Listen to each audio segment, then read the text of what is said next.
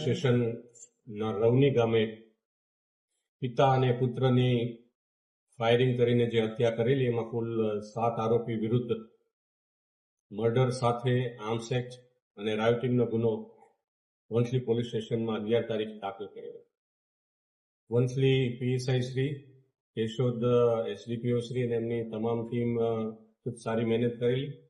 આ તપાસ ખૂબ ગંભીર હોય, ડબલ મર્ડરનો બનાવ હોય, ફાયરિંગ સાથે હોય. તાત્કાલિક આ તપાસ છે એ ક્રાઇમ બ્રાન્ચ પીઆઈ શ્રી પટેલને સોંપવામાં આવેલ. ત્યારબાદ સ્થાનિક પોલીસ સ્ટેશનની ટીમ અને સાથે સાથે ક્રાઇમ બ્રાન્ચની ટીમને આરોપી ખૂબ ઝડપી પકડાય એ માટેની તજવીજ હાથ ધરેલી. અલગ અલગ ટીમો સ્થાનિક અને જિલ્લા બહાર અને રાજ્ય બહાર આરોપીઓની શોધખોળ કરવા માટે અલગ અલગ ટેકનિકલ સર્વેલન્સથી માંડી અને અન્ય આરોપીને પકડવા માટેની તમામ યુક્તિ પ્રવૃત્તિઓ હાથ ધરેલી. ત્યારબાદ એક માહિતી મળતા કે કેટલાક આરોપીઓ અહીંથી ભાગી અને ઇન્દોર બાજુ ગયા છે અથવા તો એમનેથી આઉટસ્ટેટમાં ગયા છે. એ ટીમ ક્રાઇમ બ્રાન્ચના પીએસઆઈ શ્રી ઝાલા અને એમની ટીમ છે એમની પાછળ પીછો કરેલો. હકીકત મળતા છેલ્લે એ લોકોને જયપુરની એક હોટલથી મુખ્ય જે 2 આરોપીઓ છે એ આરોપી પૈકી એક રહીમ ઉર્ફે ખુરી અને બીજો હુસેન અલ્લાહ રખા સાંડ, આ બંને આરોપીઓને જયપુરની એક હોટલમાંથી એલસીબી પીએસઆઈ શ્રી ઝાલાની એમની ટીમે છે એમને પકડેલ.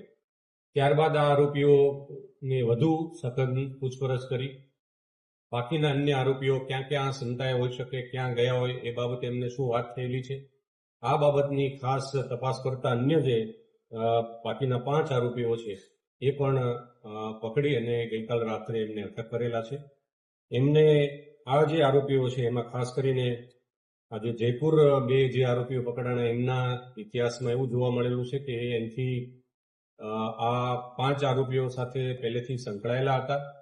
એમને ગુનાહિત ઇતિહાસની સાથે સાથે અગાઉ 1 વર્ષ પહેલા સલીમ સાંધનું જે મર્ડર થયેલું એની દાજ રાખીને અને એ આરોપીઓની એક કાવતરું રચી અને આ 2 આરોપીઓ ખાસ રહીમ ખુરી અને હુસેન અલ્લાહ રખા એ અન્ય 5 જે આરોપીઓ છે જે પૈકી ત્યાં રવનીના એક ઇમ્તિયાઝ ઉર્ફે પોલો, જુમ્મા હબીબ સાંદ, હનીફ ઉર્ફે હનો ઇસ્માઇલ સાંદ, હબીબ ઇબ્રાહિમ સાંદ અને ઇસ્માઇલ ઇબ્રાહિમ સાંદ, આ કુલ 7 આરોપીઓ છે એ પકડી અને એમણે સંતાડેલા આંબલિયા ગામની સીમમાં જે હથિયારો જે સંતાડ્યા હતા એ હથિયારો પણ એલસીબીએ રિકવર કરેલ છે.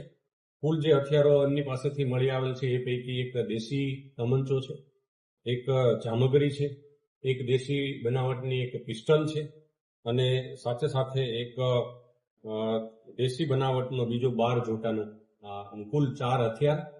આ ઉપરાંત એમની પાસેથી 6 જીવતા કારતીસ, 40 જેટલા છરા મળેલા છે જે ગન પાવડર સાથે ઉપયોગ કરી શકાય એવા 50 ગ્રામથી વધારે ગન પાવડર છે.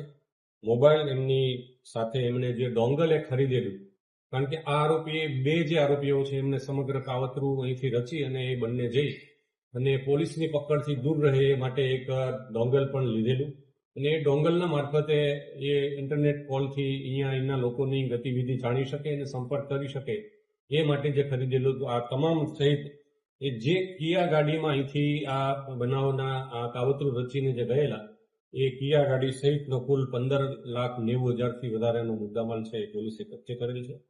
હાલ આ 7 આરોપીઓ છે એમને અટક કરી અને એમની પાસેથી આ હથિયારો કબજે કર્યા પછી આગળની નામદાર કોર્ટની કાર્યવાહી હાથ ધરવામાં આવશે.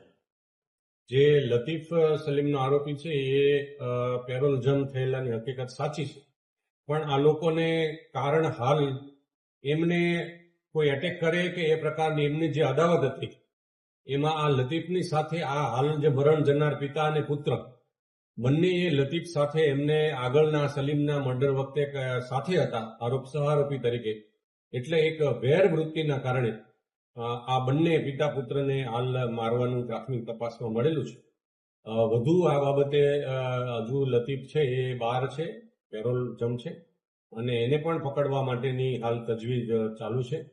આ આરોપીઓએ એમના અગાઉના જે બનાવો બનેલા છે એકબીજાની દુશ્મનાવટના કારણે કારણ કે 2012માં પણ એવું એનું એક મર્ડર થયેલું ત્યારથી આ બંને જે કુટુંબો છે એમના વચ્ચેનો એક વિવાદ ચાલી રહ્યો છે અને એક વેર પ્રકારનું ચાલી રહ્યું છે. એના કારણે વેરનું આ એક અંજામ છે. ખાસ કરીને આ જે આરોપીઓ છે એ પૈકી આ 7 આરોપીમાં ખાસ એક હબીબ ઇબ્રાહીમને બાદ કરતા તમામનો ખૂબ ગંભીર પ્રકારનો ગુનાહિત ઇતિહાસ પણ છે. જુસફ અલ્લા રખાનું જ આ ગ્રુપ છે કે જે હાલ જેલમાં છે. એ જુસફ અલ્લા રખાના ગ્રુપના આ લોકો છે અને એમના કુટુંબી સગા પણ થાય છે. તો 11 તારીખે જે બનાવ બન્યો ત્યારથી જ ત્યાં અન્ય કોઈ બનાવ ન બને, કારણ કે એક વેર વૃત્તિના કારણે આ ઘટનાઓ બની છે. એના કારણે ત્યાં વિશેષ કોઈ એવી ઘટના ન બને એ તકેદારીના ભાગરૂપે ત્યાં બંદોબસ્ત રાખેલો હતો અને હાલ પણ આ બંદોબસ્ત ચાલુ છે. હાલ તમામ આરોપીઓ પકડાયેલા છે, તો અન્ય કોઈ ઘટના ન બને એના માટે પોલીસ વિભાગ તરફથી તકેદારી રાખવામાં